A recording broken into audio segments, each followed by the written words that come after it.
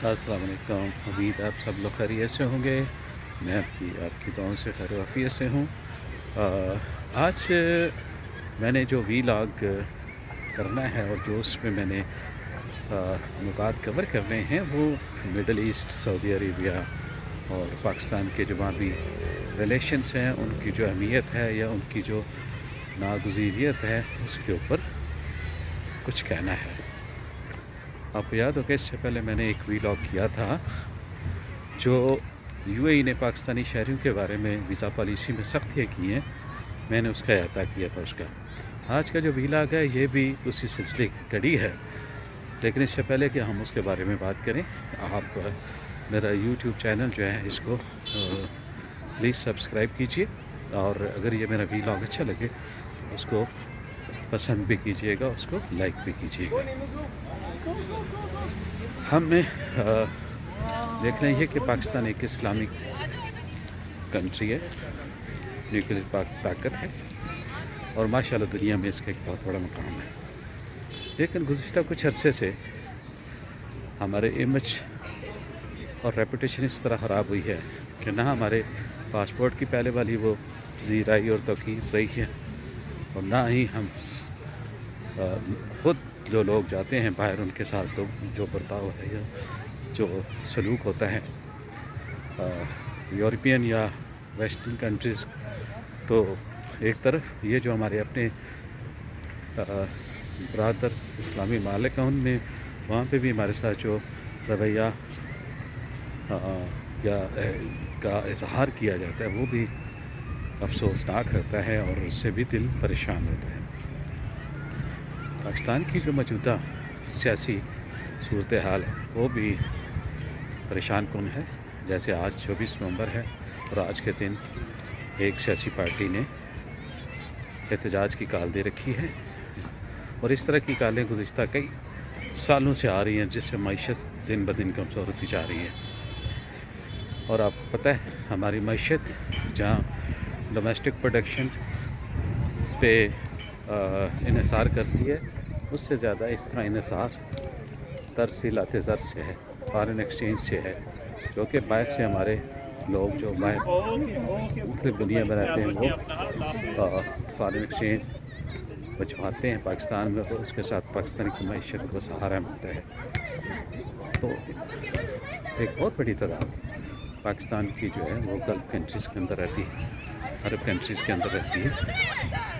जैसे कि यूए में तकरीबन आप कह लें कि टोटल जो वहाँ की पॉपुलेशन है तकरीबन 30 लाख है, और उसमें से 5 लाख ही होंगे जो उनके मकामी है, बाकी सब पाकिस्तान और हिंदुस्तान और दीगर ममालिक से वहाँ पे मुक़ीम और वो अपना काम कर रहे हैं। और इस तरीके से आप ये कह लें कि वहाँ से जो भी तरसीलात ज़र आती है वो इंतहाई अहमियत की अमल है। इसी तरीके से आप सऊदी अरबिया के साथ हमारे माशी और दीगर हवालों से जो तल्लुकात अपनी जगह पे, वहाँ पे हमारे रूहानी जो तल्लुकात हैं वो भी बहुत ही गहरे और मज़बूत हैं। वहाँ की जो 2 मुक़द्दस मक़ामात हैं, मक्कातुल मुकर्रमा है, मदीनातुल मुनव्वरा है, और उनकी वजह से भी हमारे दिल की जो डोरियाँ उनके साथ जुड़ी हुई हैं, और अक्सर हम सब की ख्वाहिश होती है कि किसी न किसी तरीके से हम उस मुक़द्दस सरज़मीन पे जाके हज या उम्रे की अदायगी करें और अल्लाह ताला के यहाँ सुरख़रू हों। इसके अलावा ईरान, इराक़, इसके साथ भी हमारे रूहानी तल्लुकात हैं, दीगर तल्लुकात के अलावा। जैसे इराक़ में नजफ़ुल अशरफ है और करबला मोहल्ला है। इसके आगे अगर फ़लस्तीन या इसराइल की बात करें तो उसके साथ भी एक बहुत गहरा रूहानी हमारा एक रिश्ता है, जैसे कि हमारे क़िबला अव्वल वहाँ पे मौजूद है। अब हमने देखना ही है कि इन कंट्रीज़ के साथ हमारे किस तरह के तल्लुकात होने चाहिए। जैसे कि यूएई ने हमारा जो वीज़ा पॉलिसी है इसको थोड़ा सा सख्त कर दिया और हमारे लिए मुश्किलात पैदा कर दिए हमारे जो वहाँ पे ओवरसीज़ हैं।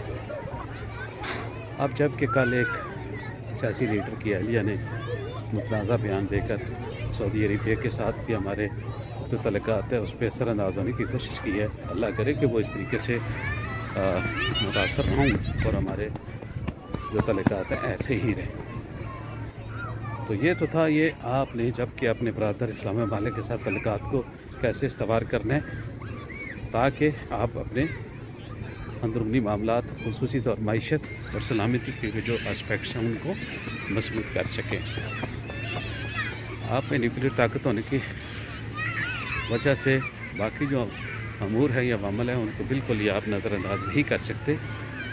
آپ کے سرحدوں کے اوپر جو خطرات منڈلا رہے ہیں وہ آپ کو ان کا ادراک کرنا چاہیے، ان کا احساس کرنا چاہیے۔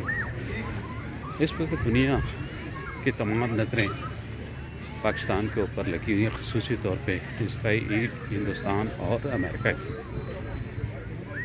تو اسرائیل کو آپ کو یاد ہوگا کہ جو مین بڑے 3 قوتیں تھیں جو کسی زمانے میں چیلنج کرتی تھی، آج کل کمزور ہو چکی ہیں، جن میں ہے مصر ہے، شام ہے، لیبیا ہے، عراق ہے۔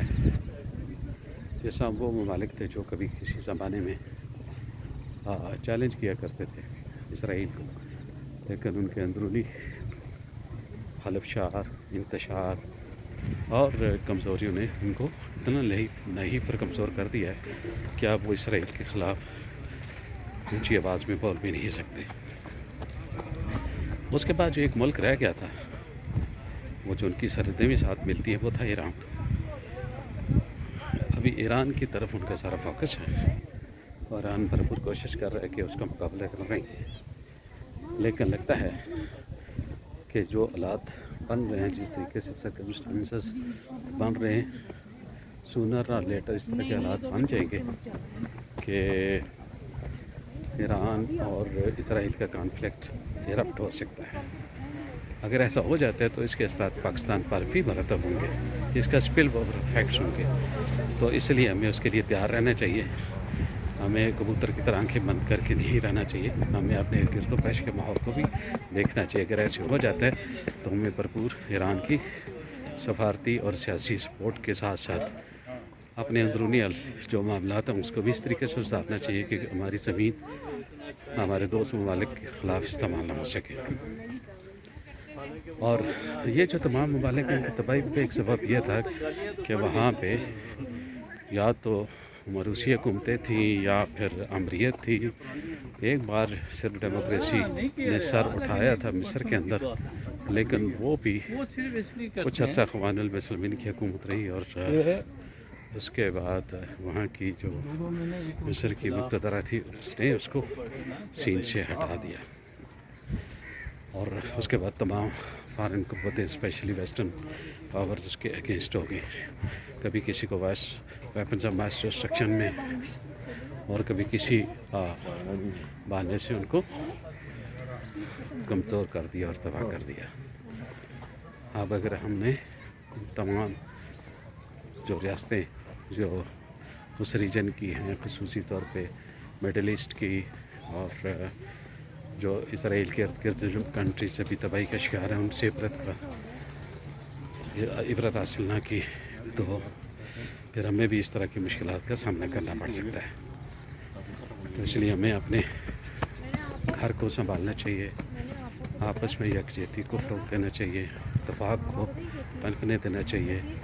یہ چھوٹے چھوٹے فروئی اختلافات ہیں جو سیاسی نوعیت کے ہیں، جو ذاتی نوعیت کے ہیں، ان کو بھلا کر ہمیں پاکستان کی بقا، پاکستان کی سلامتی کا سوچنا چاہیے۔